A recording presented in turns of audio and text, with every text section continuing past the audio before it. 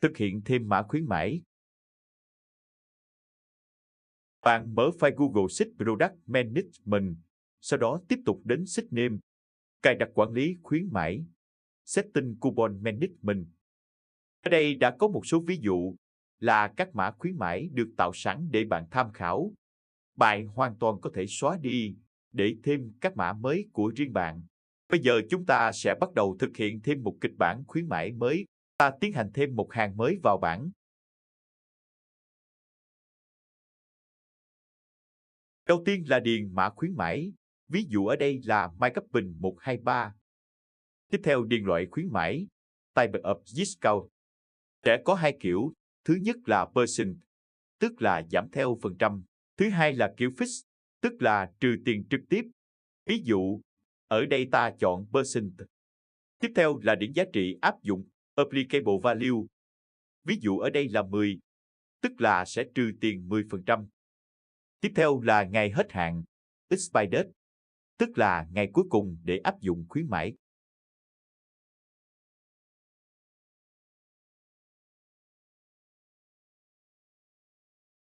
Tiếp theo là lượt dùng tối đa, maximum user count, tức là số lượt sử dụng tối đa của mã khuyến mãi tương ứng.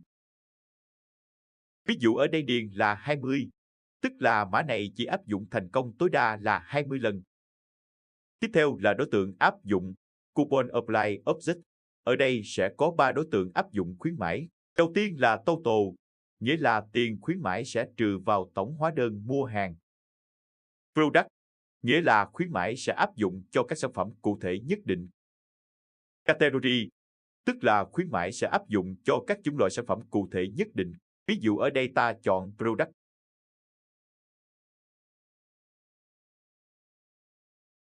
Tiếp theo là giá trị của đối tượng áp dụng, Coupon Apply Object as Value.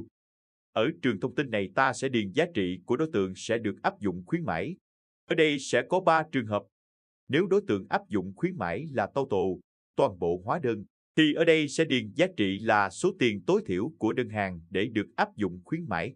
Ví dụ, 20.000, tức là khách hàng phải mua từ 20.000 trở lên để được áp dụng khuyến mãi. Nếu áp dụng cho sản phẩm, product, thì ở đây ta sẽ điền mã sản phẩm. Ví dụ, ở đây điền giá trị 2, thì sản phẩm có mã là 2, sẽ áp dụng được khuyến mãi. Nếu áp dụng cho chủng loại sản phẩm, category, thì ở đây sẽ điền mã chủng loại sản phẩm. Ví dụ, ở đây điền giá trị 1, thì tất cả sản phẩm thuộc chủng loại có mã là 1, sẽ áp dụng được khuyến mãi. Ví dụ ở đây ta muốn áp dụng khuyến mãi cho 3 sản phẩm, có mã sản phẩm lần lượt là 1, 2 và 3, thì ta sẽ điền 1, chấm phẩy, 2, chấm phẩy, 3. Lưu ý các đối tượng được ngăn cách nhau bởi dấu chấm phẩy. Ở đây ta chuyển qua Sheet Name một Order Management, thì tương ứng với các mã sản phẩm 1, 2 và 3 là sản phẩm có tên là Gift, Drink và Gift 2. Tương tự với mã chủng loại sản phẩm, Category ID thì cũng làm giống như mã sản phẩm Product ID. Được rồi, ta trở lại với Sheet Name hay Setting Coupon Management.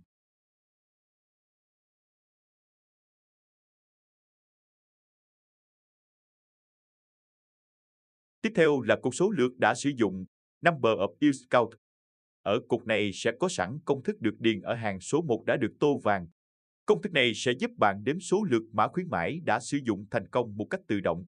Việc của bạn là điền thông tin đường link của Google Sheet Order Management, quản lý thông tin đơn hàng. Công thức này sẽ trỏ đến file Google Sheet đó và đếm. Bạn cứ điền trước, phần sau sẽ có mô tả rõ hơn. Ta sẽ bắt đầu thực hiện điền đường link file Google Sheet một Order Management vào đây.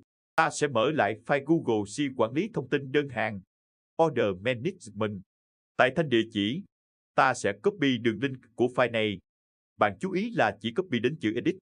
Bạn quan sát thao tác trên màn hình phần tô xanh. Ta chỉ copy đến chữ Edit.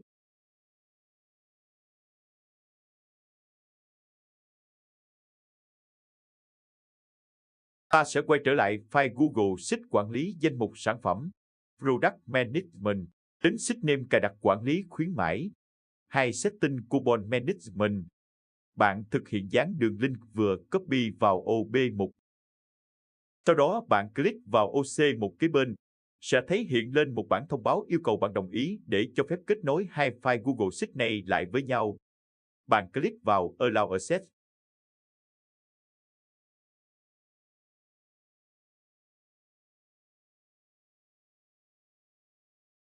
Ok, như vậy là đã xong việc kết nối. Giờ ta sẽ xem mô tả chi tiết. Làm thế nào hệ thống đếm số lượt dùng mã khuyến mãi? Giả sử khi có khách đặt hàng và áp dụng mã khuyến mãi MyCoupon 123 thành công, thì thông tin sẽ được ghi vào file Google Sheets quản lý thông tin đơn hàng, Order Management. Trong ví dụ này, khách áp dụng mã MyCoupon 123 thì hệ thống sẽ đếm là có một lượt sử dụng. Ví dụ, có một khách áp dụng mã khuyến mãi là Pro 12 thì hệ thống sẽ đếm là có một lượt sử dụng mã Pro 12.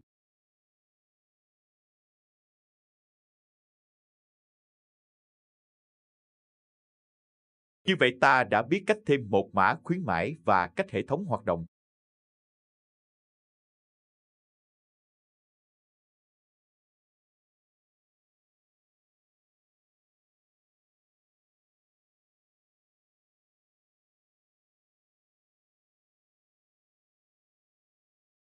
Kết thúc thực hiện thêm mã khuyến mãi mới.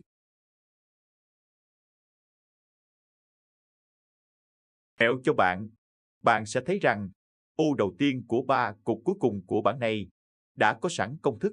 Ô có công thức được tô vàng. Nếu bạn đã lỡ xóa công thức trong các ô này rồi thì đừng lo lắng. Trong phần ghi chú cũng có công thức sẵn rồi. Bạn chỉ cần copy trong đó và dán lại vào ô đầu tiên tô màu vàng là xong.